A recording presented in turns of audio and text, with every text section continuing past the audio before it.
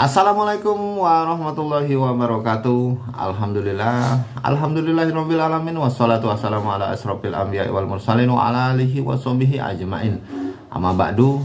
Puji dan syukur kita panjatkan kehadirat Allah Subhanahu wa taala, Tuhan yang Maha Esa, yang senantiasa melimpahkan nikmat kita semua sehat, sempat sehingga kita bisa beraktivitas di pagi hari yang cerah ini, hari Senin tanggal 24 April 2023.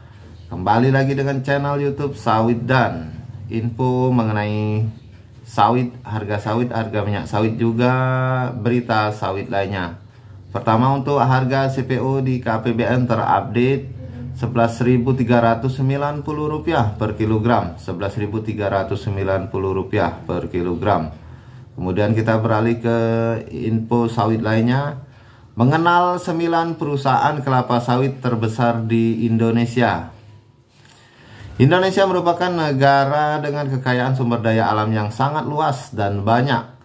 Salah satu sumber kekayaan yang dimaksud yaitu lahan kelapa sawit, di mana ada sejumlah perusahaan kelapa sawit terbesar di Indonesia yang mampu menghasilkan produksi dari pengelolaan kelapa sawit mencapai kapital besar setiap tahun. Melalui hasil produksi yang besar ini membuat perusahaan kelapa sawit terbesar di Indonesia mampu meraih pendapatan tinggi setiap tahunnya. Lalu apa saja perusahaan kelapa sawit terbesar di Indonesia yang dimaksud? Yuk simak penjelasan lengkapnya berikut ini. Perusahaan kelapa sawit terbesar di Indonesia yang pertama, Sinarmas Agro Research and Technology atau SMART. Perusahaan kelapa sawit terbesar di Indonesia yang pertama adalah Sinarmas Agro Research and Technology, disingkat SMART, di mana SMART berhasil menjadi salah satu perusahaan kelapa sawit terbesar di Indonesia yang didirikan pada tahun 1962 di bawah naungan Sinarmas Group milik Eka Cipta Wijaya. Berdasarkan laporan keuangan di akhir September 2021, SMART menghasilkan pendapatan yang mengalami kenaikan mencapai 43,19% secara tahunan, di mana jumlah pendapatan mencapai 40,38 triliun rupiah. Pendapatan ini sukses berkat perusahaan yang memasok hasil kelapa sawit tidak hanya untuk memenuhi kebutuhan dalam negeri saja seperti produk Vilma, namun SMART juga melakukan ekspor ke sejumlah negara khususnya di kawasan Eropa Timur, Afrika, Timur Tengah hingga Amerika Serikat. Kemudian perusahaan terbesar kedua, Salim Ipomas Pratama.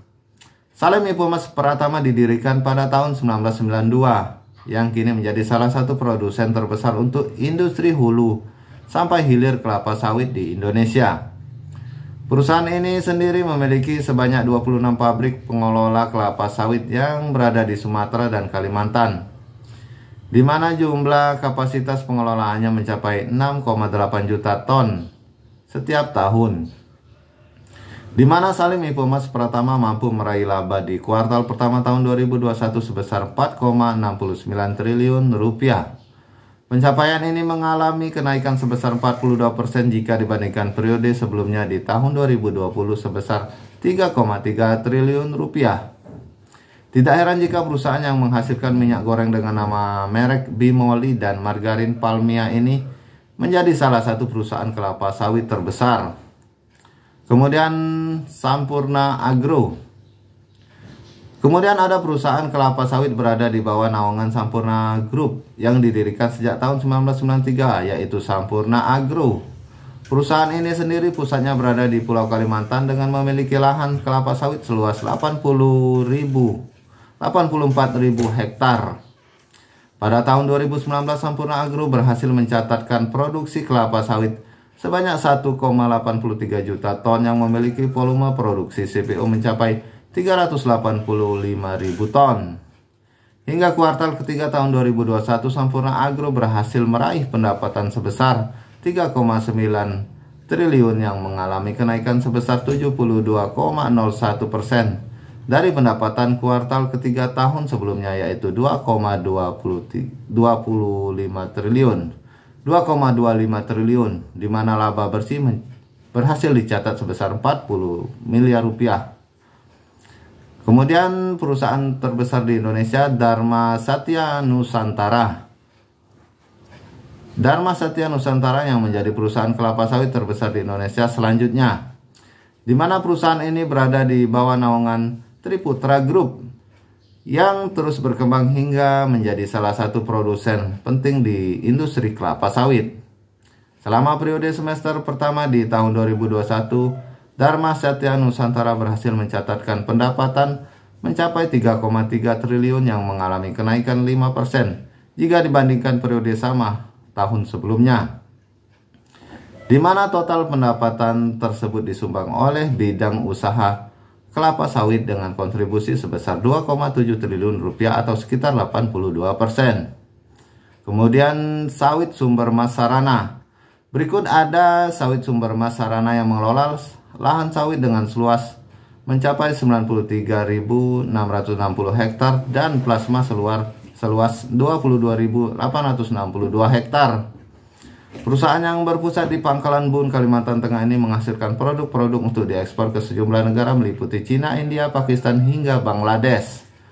Pada periode Juni 2021, sawit sumber mas sarana berhasil mencatatkan total pendapatan mencapai 2,34 triliun rupiah, di mana angka tersebut meningkat hingga 32,09% dari pendapatan di periode sama tahun sebelumnya sebesar 1,77 triliun rupiah.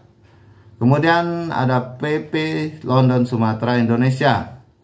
PP London Sumatera Indonesia didirikan sejak tahun 1906 oleh perusahaan Inggris Harrison and Crossfield, di mana saat ini perusahaan telah berkembang secara pesat sebagai pemain besar dalam dunia kelapa sawit.